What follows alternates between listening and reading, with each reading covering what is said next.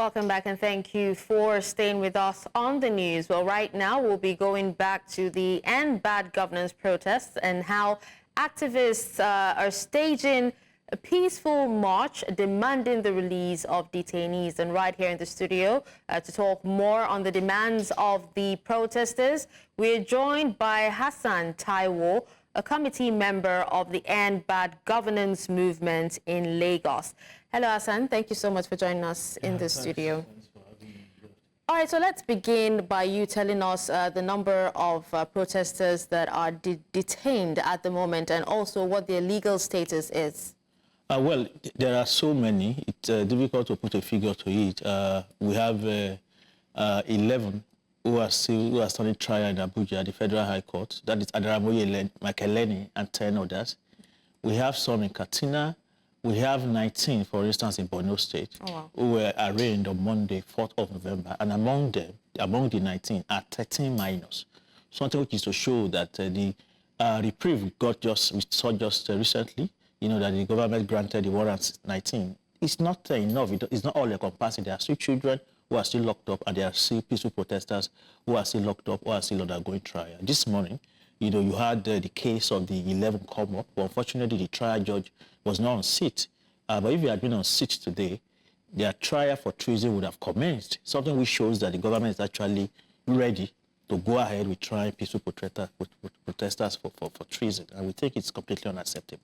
All right, so talk to us about their legal status. And you talked about, some of the protesters that are detained being minors. Where exactly are these minors being detained? What particular states? In Borno State. I can't remember the name of the prison, but they appeared before. And they're different from the ones that were completely different. That were released. Completely different. In fact, they were arraigned while the outrage around those who were released was going on. That was on the Monday that they were arraigned.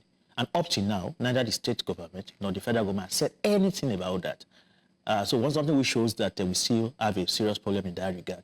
The adults are still also in prison, because we have to be very clear that the case of the children obviously is very bad, it's embarrassing, but the case of the adults is also equally very embarrassing. Because what is happening now is that you have peaceful protesters that the state does not have any shred of evidence against to show that they actually committed a crime, being tried for treason. According to Nigeria's law, treason carries the death penalty. So, and when you look at the proof, that can be appealed as well. It can be appealed, but the mere fact that you are even trying peaceful protesters on those calls is very, very embarrassing. And when you look at the charge sheet, what does the state have as evidence against these people? They are saying that they saw in their hands 2 prepaid meters, aluminum pipes. They saw in their hands books and placards. They carry placards bearing End Bad Governance. Those are the evidence supporting the allegations that they want to topple the Nigeria's government. We think that this is an embarrassment for Nigeria and for the court. All right, so have you been able to, speak to any government representative since the August protests? And, what are they saying about the whole thing? Well, personally, I've not had that chance, but our lawyers have been having communications with them. Mr. Femi Falana, SAN, was also the lawyer to the 119 who were released on a Tuesday. And he did make a passionate appeal right there in the open court on Tuesday to the Attorney General of the Federation on behalf of the rest of the protesters. And also earlier today, we met with the acting chief registrar, to the chief judge, assistant chief registrar, to the chief judge of Lagos State, to whom we submitted a petition earlier today. And he also had interactions with us saying that he's going to escalate our letters to the CJ and to the Chief Justice of Nigeria. So far, those are the limited interactions that we have had. But what is very clear is that, whether at the level of the federal or the state, government is not able to fully justify what they are doing, because it's completely wrong, both in the eyes of the law and the eyes of the people. Because the civilian rule we are talking about today in Nigeria, its foundation was laid through protest and struggle. So 24 years after, to then have people who protested peacefully against hunger and hardship now being tried for treason, it's completely unacceptable. It's outrageous, completely. Okay. Now, the reports that you were planning to stage, another protest. Can you tell us more about this? Well, we are still going to have more protests inevitably, because the conditions, of hunger and hardship continues to worsen. In August, we were talking about increment of fuel price, electricity tariff, devaluation of the currency, and the hunger in the land. between that time and now, all of these things have increased threefold. Fuel prices have increased like 3 times. Electricity is not even available. National grid is collapsing almost every three market days. And of course, the condition of hunger is completely excruciating right now. United Nations says that about 25 million Nigerians face, a risk of acute and severe starvation, this year alone. That's to tell you the extent of the hardship we are talking about. And the government is not prepared, has not shown any intent at all to begin to meet any of the demands, which is why it is inevitable that the dam will burst and people will be on the street again. And we are ready to provide leadership and organization when that happens. So yes, we'll continue to mobilize and organize. Okay, so when is the next one? Because you talked about, is it in a few weeks' time? And what happens if your demand is still not met after this next protest? Then that means the government will be risking a revolution. That's what it means. Because when people keep organizing and talking and saying, meet our demands, and you don't listen to them, then people will then at a point say, now we got to run the government by ourselves because these people are completely irresponsible.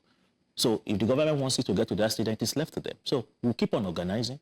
But then if government refuses to listen, then at some point, the people may have to decide to push aside the government and not society by themselves. So you talked about it, being a peaceful protest, planning to organize a peaceful protest. So but how would you make sure, even ensure that, the demonstration remains peaceful, considering the last one that happened where you had people, who vandalized state resources and properties in some states like Kano and the rest?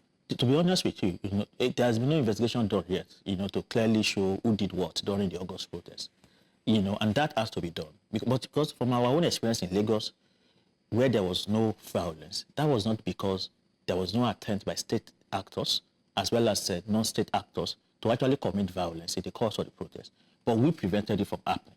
But in other states, you can't tell whether it wasn't even government functionaries who got the Russian flags into the hands of, children to carry during the protest. You can't say that it's not government talk sponsored, who were the ones who committed arson in Kano and whatever. So we need that kind of investigation. But on our own part, what we always do, to ensure that protest goes well, is that we always provide clear leadership.